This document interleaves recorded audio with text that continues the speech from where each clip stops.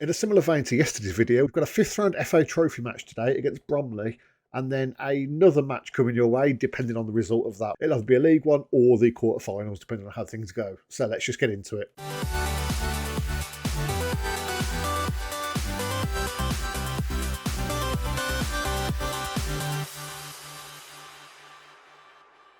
So yes, things have been going very well indeed down at Pat Meadow. Last time we were here, we beat Kidderminster Harriers 2-0 in the fourth round of the FA Trophy to set up this game against Bromley coming up today. And in between that, we've had 5 games, which included 4 pretty comfortable wins and an unfortunate draw. So let's get into the recap. And starting off, we had a 2-1 victory over Leamington. Now this game might not have been too comfortable. It felt like we were pretty dominant, to be honest, but they definitely had the first breakthrough, and after praising him in the last episode, it came down to a bit of a Tommy Jackson screw-up. A cross comes in, the header gets fumbled by Jackson trying to make the save, and it ends up falling straight into the striker's path. But it wasn't long before we struck back with a beautiful Shiloh Waldo finish into the far corner, before a long Tonaja ball gets sniped from in between 2 defenders by Yeboah, and he just walks it straight through the rest of the defence and slots it past the keeper with very little effort. That little spell basically carried us through the game. Looking at the XG, they were probably overall the better team, and we had far fewer chances than them, but we were definitely far more clinical than they were. And we actually sort of snuck another victory against Hemel Hempstead in the next game. Played a pretty first team lineup here, so I was kind of surprised that we only won 1-0. But we were absolutely battering them the entire game, it felt like, and it just took until the 65th minute to get a breakthrough. Let's go check out that Leon Burt goal. Started off with Gofford getting it to Morehouse, and then a weird pass along that the defender just definitely could have cut out but decided not to. Fell to Burke, and he just slammed it past the keeper into the far side of the net, and that was all she wrote for that one.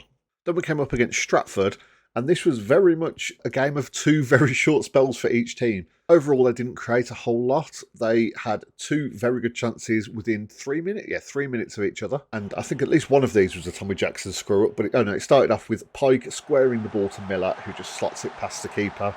FIFA sweaty goal as usual. And then Tommy Jackson rushes out for a free kick. I don't really know what he was expecting there. But Miller comfortably beats him. That was 2 in 3 minutes. But then in the second half, Dawson found West to header it comfortably in from the corner. Helliwell hit a long ball over, and Lusaqueno, with the composure of a god, just goes round their players and sort of chips it past the keeper, I suppose. So yeah, after they scored 2 in 3 minutes in the first half, we then replied with 2 in 2 minutes in the second half. And yeah, you can see from the XG, I mean, they had 6 shots on target of their 9 attempts, but their XG was very much down to those 2 goals, it felt like. And then once they got that second goal, they were just absolutely dead for the rest of the game. Nothing happened at all, whereas we were constantly attacking. And then next up, Peterborough Sports came to town, and this was a 5-1 victory, but the scoreline makes it look a lot more comfortable than it actually was. The return of something that I haven't seen much since the last update. Defenders just not bothering defending. Giorgio gets the ball on the wing, and just look at that. Tonaja, Paradise, Mitchell, Williams, all out here. They've got 2 in the middle, completely unopposed, and have no problem slotting it past Tommy Jackson in net. But that was the 12th minute, and only 5 minutes later, Piggott gets the ball to Gofford, and a lovely ball over to Liddell, and he just finds Lusaqueno to beat the keeper at the near post. Before we took the lead in the 32nd minute with a lovely Liddell ball over, and Waldo at the back post beats the keeper at the near post. Before a lovely Liddell pass with the outside of his boot finds Gofford, who comfortably beats the keeper himself. And then we had 2 very late goals. 85th minute, a little bit messy, but it falls to Liddell, who very sort of slowly passes it past the keeper, it felt like. A lovely placement on the finish at the very least. For Burke managed to play through Gaksha, who once again just chips it straight past the keeper. Keeper was defending the near corner, I suppose, after being beaten at it a few times. But overall, that was a fantastic comeback from us. They got a 1.52 XG, which is surprisingly high for a team that's only scored 1 goal. But yeah, as you can see, we sort of just ran away with it at the end. And it was overall a very fantastic victory. Then we had Stourbridge come to town and a wonder show from Ephraim Yeboah. This was by far the most comfortable game of the 5, it felt like, despite a 5-1 victory in the other one, obviously. Gaksha gets the ball to Gofford, and Yeboah takes this beautifully on his chest and rockets it past the keeper. Before, in the second half, Helliwell gets the ball to Morehouse. He sees Yeboah beat the defender, who just slots it past the keeper again. Before completing his hat-trick in the 81st minute, with Ratchford flicks the ball over, Yeboah's left 1-on-1, and he slots it in at the near post. Very comfortable victory. Stourbridge didn't really create a whole lot, with only the 1 shot on target. And overall, I'm very happy with the result. And with those results, we have actually taken a commanding lead at the top of the Southern Premier Central. We're up to 18 points clear now, and Kettering have got a game in hand. Well, all the teams below us have got a game in hand, and it is very tight between them. The race for second place is very much on, but this has very much turned into a one-horse race. Ephraim Yeboah is top of the goal-scoring charts.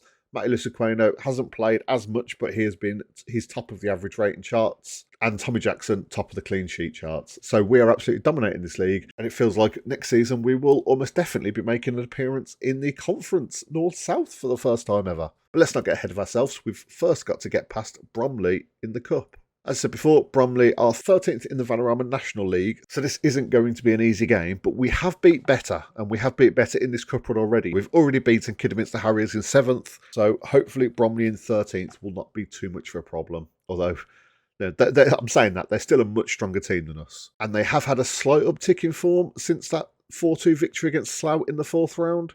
A draw, 2 wins and a loss, compared to what was a very tragic run of form beforehand. But hopefully that hasn't, got their spirits up too much and we can try and push out a victory.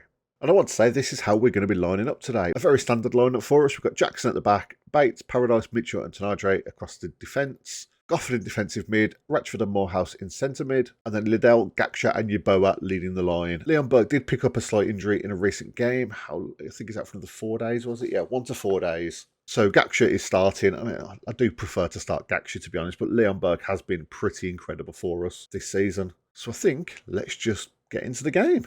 Cade Ratchford's looking complacent. No fucking surprise there. Cade Ratchford, I don't know if I mentioned it in the last video, he's been kicking off a bit that we sold Remain S, and he's just not been able to put it behind him. I don't quite understand why. It was clear that S wasn't playing a whole lot, but apparently he was vital to the long-term success of the club. Despite, I mean, I know we've not got the best coaches and scouts and stuff, but S's potential was pretty much maxed out where we are at the moment in the regional Premier divisions. So I think going forward, he's just not going to be good enough. Gaksha is by far the superior player. And if we even sign one more winger over the summer or towards the end of this season, it would be a massive upgrade over what Remain S offered to the club. But anyway, enough about that. Let's get into today's team talk. Pump fists.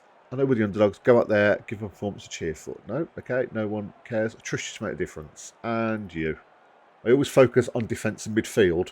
Yeboah sort of gets left out of all of these, but still, they are playing an incredibly defensive formation. Is that a 5-2-3, maybe? We're going to go with 2 defensive midfielders, or 2, even if it's 2 centre mids, and then 3 wingers. Well, 2 wingers and a striker, obviously. We're in our standard 4-3-3. They are a 5-2-3 DM wide. So yeah, that is a very defensive formation, and we've only got 3 people trying to break down these 7 that are defending for them. So this could be a very tough game for us. We're starting off, let's get that cursor off the screen. It probably annoys me more than it annoys the viewers, but but I don't want to see it on there. But they're starting off coming down the wing. Salmons gets it inside to Smith. Paradise managed to pick it up, but does absolutely nothing with it. Smith gets it to Overton for a very comfortable finish into the top corner. This is not how I wanted this to start. It should be quite obvious. Paradise just... I thought after that, I was worried that would be a foul when Gofford makes the challenge. Paradise rushes to the ball, does absolutely nothing with it. But you can't take anything away from that Overton finish, I suppose, other than the fact that he should never have had the opportunity to bloody do it in the first place. Demand more. I'm not happy with this start, and they're not happy with my shout. So, looks like no one's happy in today's game. And apart from that, it has been an incredibly quiet first half. That's the only highlight we've had. And it's half-time and 1-0 down. We're somehow ahead on XG, despite not seeing a single one of our attempts. None of them even hit the target, so this must have been a very good chance. And we've just completely spanned it wide. Brilliant. Well, I'm almost glad I didn't get to see that. You've been unlucky so far. Okay, people are a little happier about that. I want to get Liddell happy, and let's just get the... I've managed to remove Gaksha's happiness, but he's composed at least. I'm not going to make changes just yet, although no one has really shown up yet at this point. We have got 1,360 people, so there might be a bit of performance anxiety here. That's over 10 times the crowd they're used to when they're playing home games. Nothing is going on at all, so we definitely need to look at changing something. Yeboah just hasn't shown up, so I'm going to bring Lusaqueno in. Liddell and Gaksha have also been pretty bad. But I'm going to give it 10 minutes with Lusaqueno on, because it might just be that their service isn't getting dealt with by Yeboah, I'm hoping. Maybe not. Let's try and encourage the team. Okay, that's given a slightly better result, but still no actual results on the pitch. So let's bring on Gaksha and Liddell. We're going to take Gaksha off because Shiloh Waldo is actually also not a great inverted winger. So we'll put him just a winger on attack. We're going to bring Morehouse up and play like this, I think. We're going to drop him back to a supporting deep line playmaker. That Ratchford, that is. And Morehouse as an attacking midfielder on support. Does that work, or should I go advanced playmaker? No, because I do like Morehouse's shots. So I think I don't want to... if we put him on advanced playmaker, he's on shoot less often, which I'm not sure I want that. But yeah, this just hasn't been a great performance. Well, from either team, realistically. Let's just go attacking. Push it forward quite a lot. Still nothing. Fire up. No, still nothing. Very attacking. Very direct. Come on, lads. Don't do this to me. What was that game? There was one highlight the entire game. That is honestly ridiculous. I'm going to give that team talk, but they shouldn't be happy about the amount of chances they created. Not a single one of them hit the fucking target, did they? Or did we get one late in the second half? They just shut us down completely in that match. So yeah, that was honestly a kind of embarrassing loss. Like, the team just did absolutely nothing the entire game. We had one shot on target, and that was pretty much it, I believe. Yeah, that's so annoying. It's just such a weak way to go out of a cup, especially when we've beaten a better team in Kidderminster Harriers in the last round. I was so ready for the second game of today to be our quarter-final match, and it's just not happening. It's also quite annoying because I definitely could have done with the financials for getting through that round.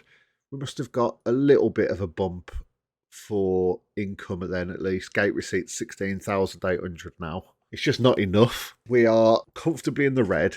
Any player that I try and sign, I can't offer them any wages at all at the moment. And it's really going to hamper my ability to prepare for next season. And just to add insult to injury, Spartans Youth have just stolen our under-18s manager away. Lee Blytheway was actually a very good under-18s manager for us. So now I need to try and find a new under-18s manager as well.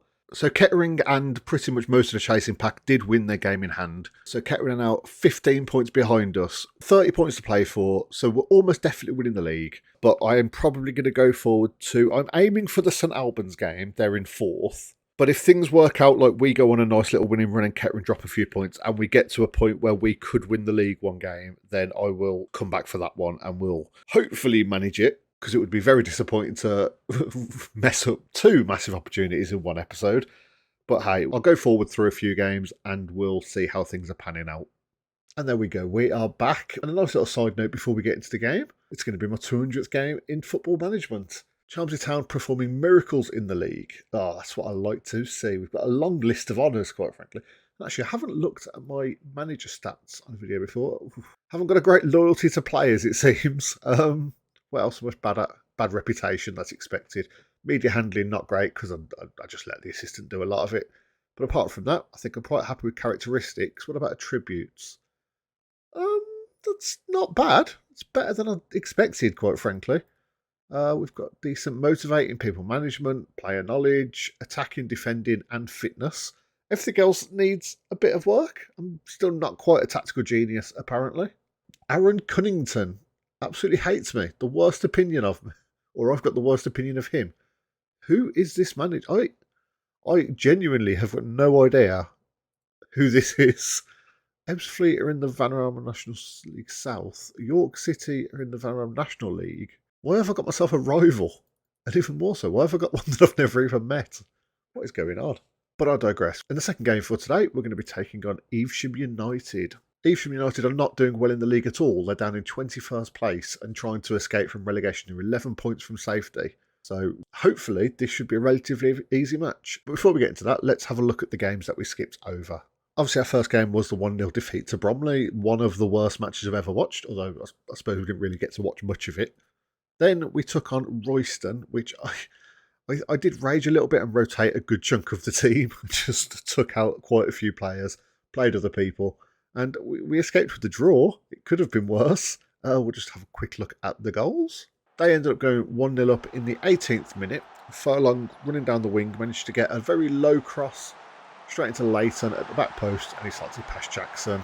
Not a great start, but in the 35th minute, nice little passing play ended up with Lusaqueno, who did his customary little chip over the goalkeeper, the cheeky little boy, and he managed to secure us a point out of the game. The game was pretty much dead until a bit of a late flurry in the second half, but apart from that, there wasn't a whole lot going on. Then Mikulova came to town. No, we went to their place.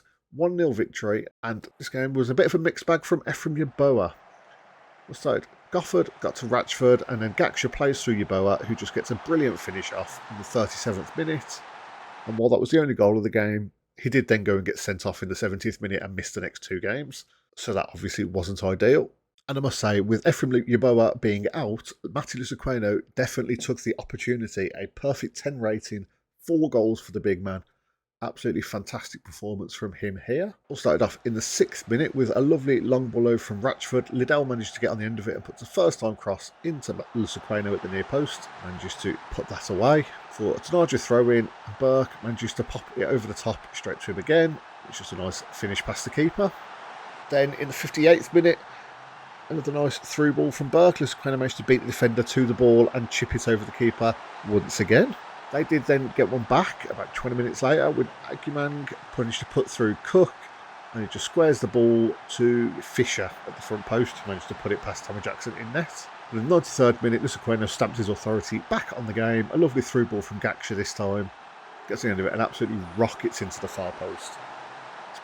He definitely carried the team in these few games. And we were still comfortably in his backpack when we came up against Kings Langley. A 2-0 victory, again, 2 goals from Lusaqueno. The man is unstoppable. Quickly watch these. Started off just before half time. Lovely ball over. Lusaqueno controls it and just pops it in the far corner. Not really the corner, but still. Just inside the post, let's say.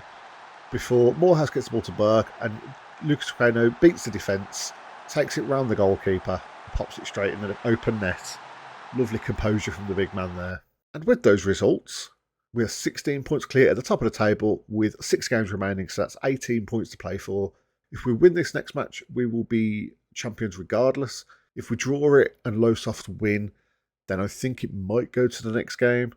But I'm really hoping that's not the case, because Isham United are literally the worst team in the league that haven't been relegated yet.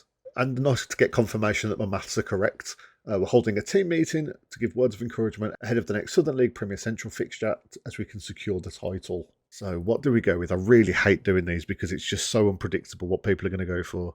I think we've worked hard all season to put ourselves 1 win away from the title, go out there and make that final jump to become champions. Piggott and Tanadre are not thrilled, but apart from... No, Leon Burke isn't either. He's defensive. But you know what? No, fine. Fuck yous. Everyone else is loving it, and that's all that matters. I mean, Burke and Tanadre might be playing... Well, probably will be playing, to be honest. Piggott, maybe not.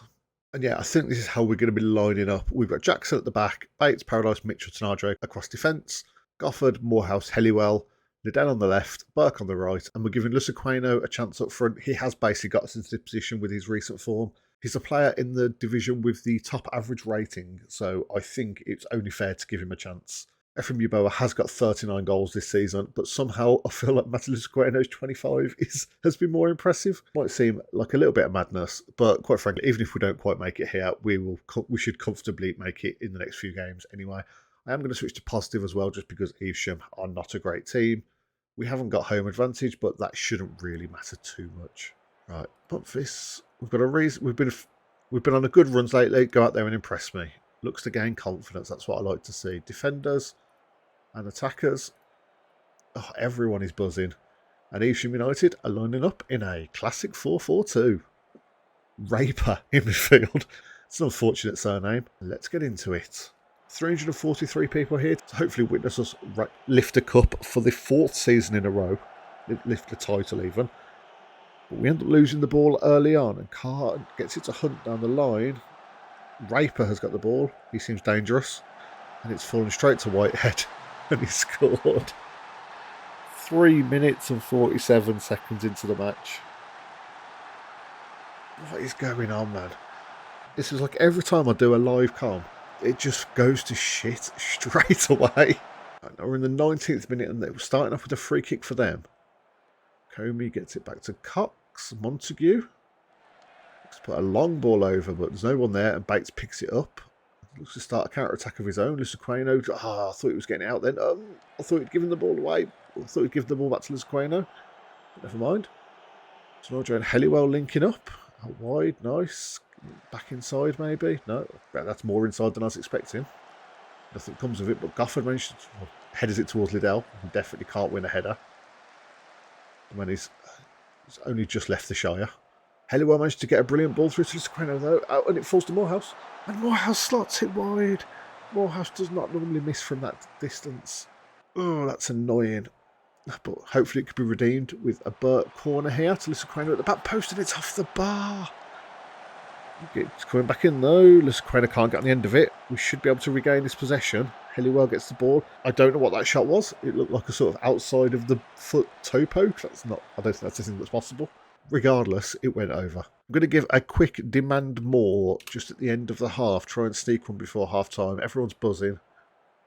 Bates gets it to Lusaqueno. Get back into the box, please. Well, Bates can get the ball back to you. And he tries. Oh, and the keeper somehow warps through two players and collects it. Right, drop the ball. Bishop, drop it. Nice.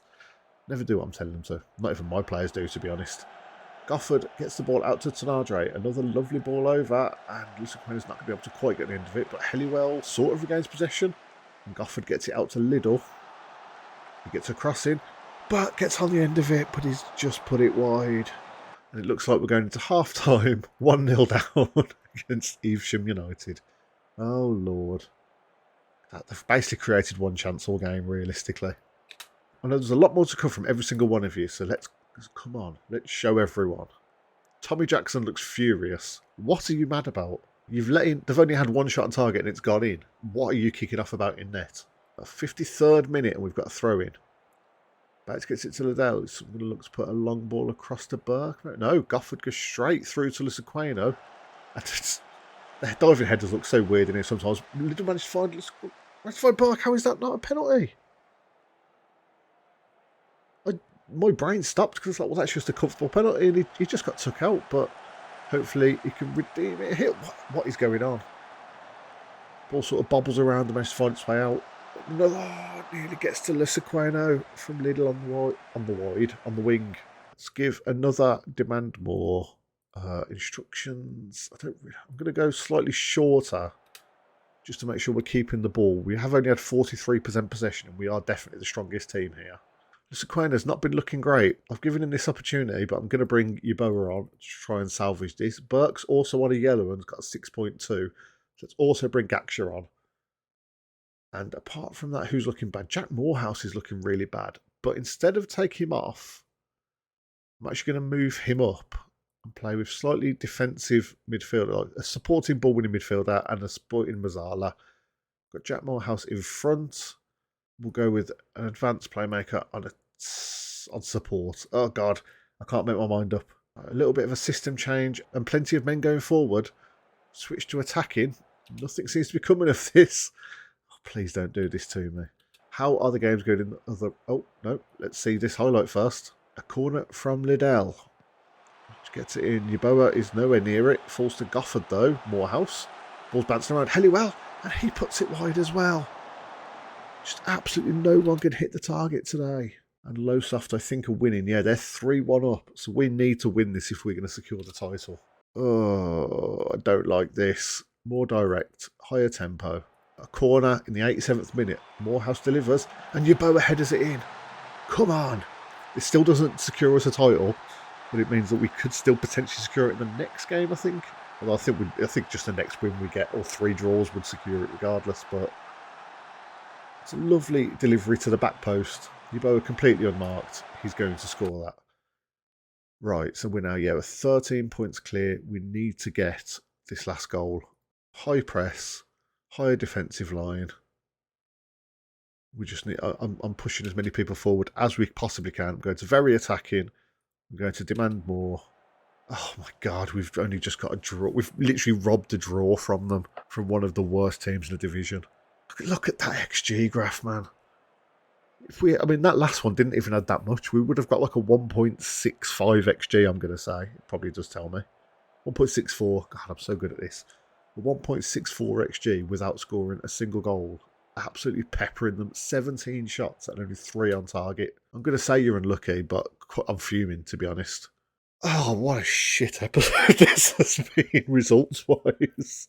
Maybe I should just never do an on-camera game and we'll just blast through the season off-camera and I'll just come back for update videos because that's apparently the only way the team bloody performs. So now with 5 games left, we're 14 points clear at the top.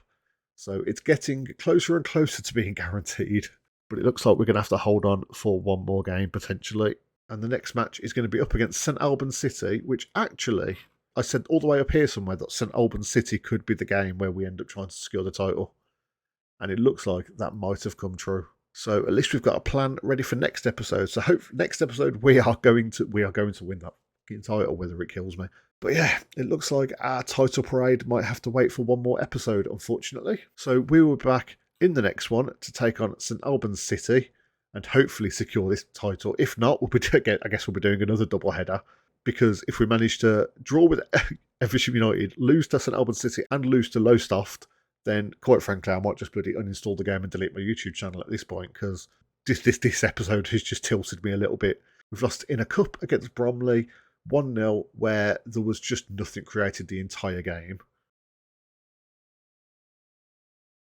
Oh, right. Anyway, I'm not going to keep you here ranting any longer. As I say, we'll be back in the next episode to hopefully beat St Albans City and secure this title. So if you've enjoyed this, well, I was going to say this episode, or this basically meltdown of the team, then feel free to leave a like or a comment down below on the video.